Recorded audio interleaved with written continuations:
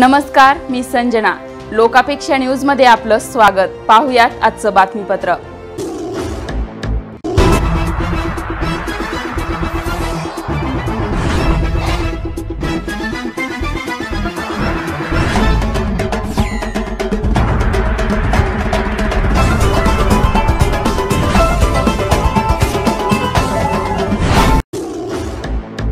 भाजपच्या प्रदेशाध्यक्ष पदावरून चंद्रकांत पाटील यांची उचलबांगडी होण्याची चर्चा. भाजपच्या राज्यातील नेत्यांचा दिल्ली दौरा 2 दिवसांपासून सुरू आहे. भाजपच्या प्रदेशाध्यक्ष पदावरून चंद्रकांत पाटील यांची उचलबांगडी होण्याची चर्चा सध्या जोरदार सुरू आहे. मात्र चंद्रकांत पाटील यांनी या सर्व चर्चा फेटाळून लावल्या आहेत. याबाबत चंद्रकांत पाटील म्हणाले की भाजप प्रदेशाध्यक्ष बदलण्याच्या चर्चा आमच्या पक्षात नसून या चर्चा फक्त मीडियात आहेत. प्रदेशाध्यक्ष बदलण्याचा विचारही नाही.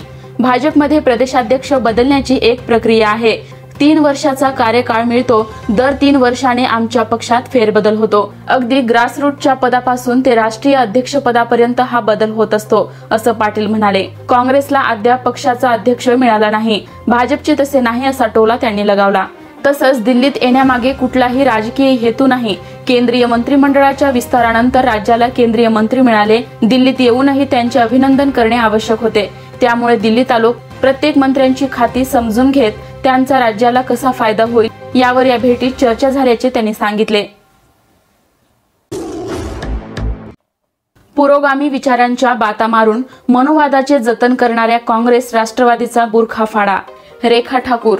बाळासाहेबांच्या नेतृत्वात महाराष्ट्राला येत्या काळात वंचितांना सत्तेत घेऊन जाण्याचा निश्चय केला आहे. हा निर्धार पूर्ण करायचा असेल तर महाराष्ट्रातील कानाकोपऱ्यात समाजातील विशिष्ट स्तरावर उल्लेखनीय कार्य करणाऱ्या बुद्धिजीवी वर्गाने आता या विद्वत सभेच्या पाठीशी खंबीरपणे उभे राहणे गरजेचे आहे, असं आवाहन वंचित बहुजन आघाडीच्या प्रभारी अध्यक्षा रेखा ठाकूर यांनी केलं आहे.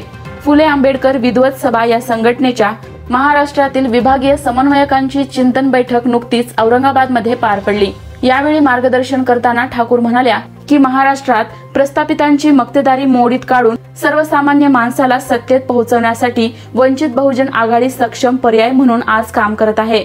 निवडणुका येतील जातील, पण सर्वसामान्यांच्या प्रश्नांवर वंचित अतिशय चोखपणे लोकशाहीच्या मार्गाने लढत आहे आणि राहील. घराणेशाहीच्या कचाट्यात सापडलेल्या शिक्षण संस्था, त्यातून पसरवले जाणारे बनावट पुरोगामी विचार हे कधीच सर्वसामान्यांना शिक्षण, रोजगार आणि सन्मानाची संधी उपलब्ध करून देऊ शकणार नाहीत. पुरोगामी विचारांच्या बाता मारून मनोवादाचे जतन करणाऱ्या काँग्रेस, राष्ट्रवादी किंवा तत्सम राजकीय पक्षाचा बुरखा फाडण्यासाठी आता वंचित समूहातून येणाऱ्या शिक्षक, प्राध्यापकांनी समोर यायला पाहिजे. त्यांच्या कार्यानेच वंचितांना सत्तेत पाठवू.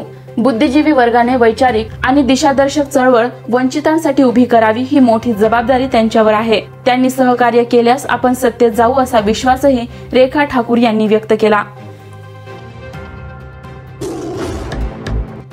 घटनात्मक कवच असूनही पोलीस अटकेत शोषण, छळ, मृत्यू आजही होतात. पोलीस स्टेशनातच मानवाधिकाराच्या उल्लंघनाची शक्यता सर्वाधिक. सरन्यायाधीश NV रमण यांनी एका कार्यक्रमाला संबोधित करताना देशातील पोलीस ठाण्यांमध्ये मानवाधिकारांच्या नियमांवर चिंता व्यक्त केली आहे. पोलीस ठाण्यामध्ये मानवाधिकारांना सर्वात जास्त धोका आहे. विशेषाधिकार मिळणाऱ्यांना 3rd डिग्री ट्रीटमेंट पासून सोडले जात नाही, असं सरन्यायाधीश म्हणाले. National legal services authority of इंडियाने व्हिजन आणि मिशन स्टेटमेंटसाठी मोबाईल ॲप लॉन्च करण्यासाठी आयोजित केलेल्या एका कार्यक्रमात सरन्यायाधीशांनी हे विधान केलं. मानवाधिकार आणि प्रतिष्ठा पवित्र असल्याचे सांगून सरन्यायाधीश म्हणाले की मानवी हक्क आणि शारीरिक अखंडतेला सर्वात जास्त धोका पोलीस ठाण्यामध्ये आहे.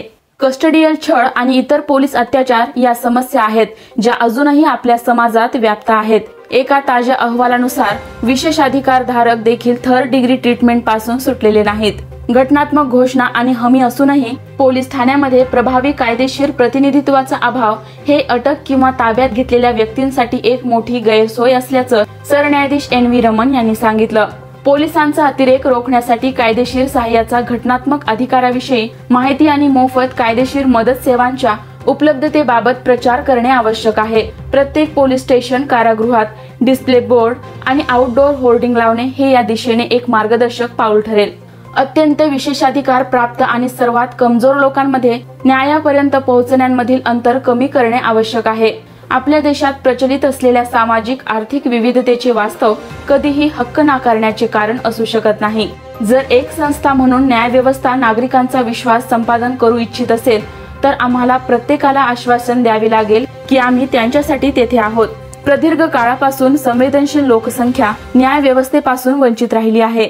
कोरोना महामारी असूनही आम्ही आमच्या कायदेशीर मदत सेवा यशस्वीपणे सुरू ठेवण्यात यशस्वी झालो आहोत, असं सरन्यायाधीशांनी यावेळी सांगितलं।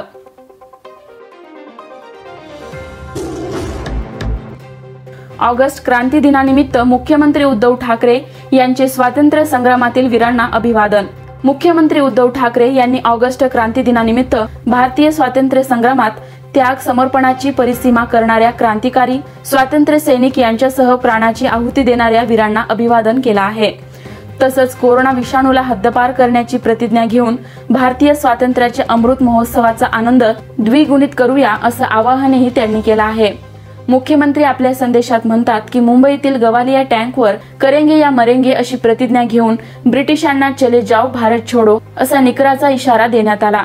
क्रांतीच्या वणव्यातून स्वातंत्र्याची पहाट उगवली। या संग्रामात त्याग समर्पणाची परिसीमा करणाऱ्या क्रांतिकारी स्वातंत्र्य सैनिक यांच्यासह प्राणाची आहुती देणाऱ्या वीरांना विनम्र अभिवादन करूया। स्वातंत्र्याच्या अमृत महोत्सवाचा आनंद द्विगुणित करण्यासाठी आपण आपलं घर, कुटुंब, परिसर, वाडी, वस्ती, गाव, शहर कोरोनामुक्त करण्याची प्रतिज्ञा घेऊया। त्यासाठी ऑगस्ट क्रांती दिनानिमित्त हार्दिक शुभेच्छा असं त्यांनी यावेळी म्हटलं। जगातील सर्वात मोठ्या टायरच्या डंपयार्डमध्ये अग्नितांडव, आगीमुळे येथील हवा अधिकच विषारी झाली। कुवेतच्या सुलेबिया शहरात जुन्या टायरच्या डंपयार्डला आग लागली। या यार्डमध्ये सुमारे 70 लाख टायर जमा करण्यात आले होते। या डंपयार्डमध्ये याआधी देखील आग लागली होती। वाळवंटीय क्षेत्रामुळे धोका वाढला आहे। ही आग इतकी भयानक आहे की ती उपग्रहाद्वारेही पाहिली गेली आहे। जगातील सर्वात मोठ्या टायरच्या डंपयार्डमध्ये विषारी धूर वाढत आहे। 6 एकरात पसरलेल्या या ठिकाणी आग लागल्यानंतर धूर निघत असल्याचे फोटो सॅटेलाइटमध्ये कैद झाले आहेत। कुवेतने हे टायर येथे आणण्यासाठी पैसे दिले असून या टायरची विल्हेवाट लावण्याची जबाबदारी 4 कंपन्यांना देण्यात आली आहे। कुवेत सरकारने वाळवंटा टायरची विल्हेवाट लावण्यास सुरुवात केली आहे। त्यातून पुनर्प्रक्रिया करताना येथील असे 95% टायर काढून टाकण्यात येतात। 50 अंश सेल्सिअस पर्यंत तापमान पोहोचणाऱ्या देशात असे ज्वलनशील पदार्थ साठवण्याबाबत आता प्रश्न उपस्थित केले जात आहेत। माध्यमांच्या अहवालानुसार या टायर डंपयार्डमध्ये गेल्या 4 दिवसांपासून आग धगधगत आहे। कुवेत आणि इतर काही देशांमधून आणलेले सुमारे 70 लाख जुने टायर येथे ठेवले असून या भागात अनेकदा वाळूची वादळे येतात, त्यामुळे टायर वाळूने भरतात। डंपयार्डमध्ये लागलेल्या आगीमुळे अत्यंत विषारी धूर निघत आहे, जो पर्यावरण आणि आरोग्यासाठी धोकादायक आहे। या समस्येमुळे सध्या कुवेतमध्ये चिंतेचे वातावरण असून टायर जाळल्याने कार्बन मोनॉक्साईड आणि सल्फर ऑक्साईड सारखी रसायने बाहेर पडतात। या रसायनामुळे श्वसनाचे आजार आणि कर्करोगही होऊ शकतो। याशिवाय या विषारी धुरांचा प्रभाव बराच काळ टिकतो।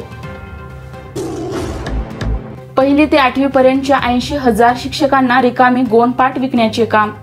पटना बिहार सरकारने एक आदेश काढून राज्यातील 1ली ते 8वी पर्यंतच्या सर्व शिक्षकांना अशी मोकळी गोणपाट विकण्याचे काम दिले आहे। जवळपास 80,000 एवढी या शिक्षकांची संख्या आहे। या शिक्षकांनी त्यांना दिलेले गोणपाट विकली नाहीत तर त्यांना पगार मिळणार नाही असा आदेशही बिहार सरकारने जारी केला आहे। ज्या गोणपाटातून सरकारी शाळांना मध्यान्ह आहार योजनेसाठी तांदूळ किंवा अन्नधान्य पुरवण्यात येतात ती मोकळी झाल्यानंतर शिक्षकांनी विकावी असा आदेश बिहारच्या नितीश कुमार सरकारने सर्व जिल्ह्यांच्या जिल्हा कार्यक्रम अधिकारी म्हणजेच डीपीओंना दिले आहेत। मध्यान्ह आहार योजनेचे सचिव सतीश चंद्र झा यांनी एका पत्राद्वारे हा आदेश जारी केला आहे।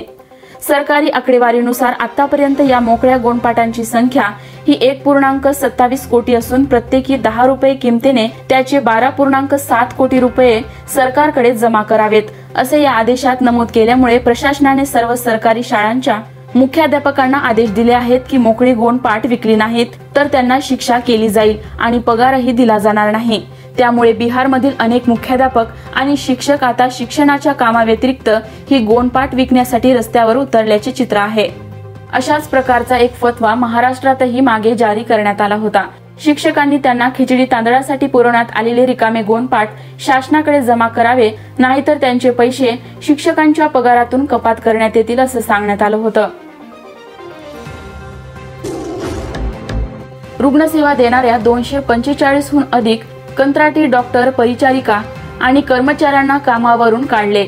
नागपूरमध्ये कोरोनाच्या दुसऱ्या लाटेत जीवाची बाजी लावून मेयो मेडिकलमध्ये रुग्णसेवा देणाऱ्या 245हून अधिक कंत्राटी डॉक्टर, परिचारिका, तंत्रज्ञ व कर्मचाऱ्यांना काढून टाकण्यात आले आहे। यातील अनेकांवर बेरोजगारीची कुऱ्हाड कोसळली आहे।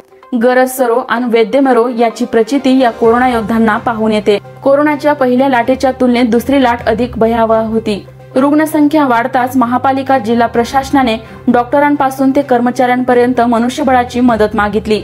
मेडिकलला 40 डॉक्टरांसह 76 परिचारिका, 15 पॅथॉलॉजी आणि मायक्रोबायोलॉजी तंत्रज्ञ, 10 एक्स-रे तंत्रज्ञ, 3 फार्मासिस्ट, 5 स्टोअर अधिकारी आणि 60 चतुर्थ श्रेणी कर्मचारी दिले, तर मेयोला 35 डॉक्टरांसह 108 परिचारिका, 10 तंत्रज्ञ व 165 चतुर्थ श्रेणी कर्मचारी दिले। हे सर्व कंत्राटी पद्धतीवर होते। कोरोना काळात रुग्णसेवेचे पडेल ते काम यांनी केले। कुटुंबापासून दूर राहून त्यांनी रुग्णसेवेत स्वतःला झोकून दिले। प्रशासनाकडून कोरोना योद्धा म्हणून कामाचे कौतुक झाले, परंतु मे महिन्यापासून कोरोनाची रुग्णसंख्या कमी होताच यातील काहींना जून महिन्यात तर काहींना 31 जुलै रोजी कमी करण्यात आले। सध्या मेयोमध्ये परिचारिकांची संख्या कमी असल्याने यातील 108 परिचारिका आणि 165 चतुर्थ श्रेणी कर्मचाऱ्यांना, तर मेडिकलच्या लसीकरण केंद्रावर 9 कर्मचाऱ्यांना तात्पुरते ठेवण्यात आले। उर्वरित जवळपास 245 डॉक्टरांपासून ते कर्मचाऱ्यांपर्यंत घरी बसवण्यात आला आहे। कोरोना रुग्णांनाच नाही तर इतरही आजाराच्या रुग्णांना सेवा देण्यास नागपूर महापालिका व आरोग्य विभागाचे रुग्णालय कमी पडत असल्याचे वास्तव आहे। यामुळे टर्शरी केअर सेंटर असतानाही मेयो मेडिकलला सामान्य आजाराच्या रुग्णांवरही उपचार करावा लागतो। सध्या डेंग्यू सोबतच नॉन कोविडचे रुग्ण वाढले आहेत। त्यामुळे महापालिका व जिल्हा प्रशासनाने कोरोनासारखेच या रुग्णांची जबाबदारी घ्यावी व काढलेले मनुष्यबळ पुन्हा भरावे अशी मागणी बेरोजगार झालेल्यांनी केली आहे। या बातमीपत्रात इथेच थांबूया। ताज्या अपडेटसाठी www.lokapeksha.com ला नक्की भेट द्या।